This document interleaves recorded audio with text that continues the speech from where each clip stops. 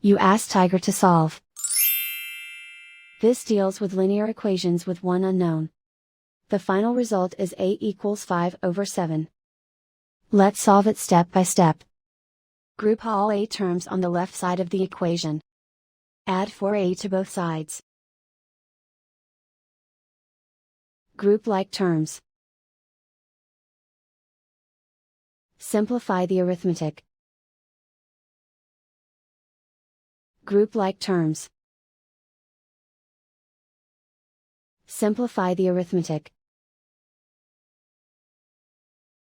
Group all constants on the right side of the equation.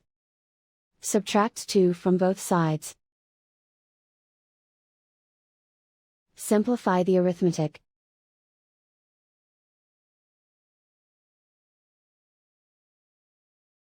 Isolate the a. Divide both sides by 7. Simplify the fraction. And so the final result is a equals 5/7.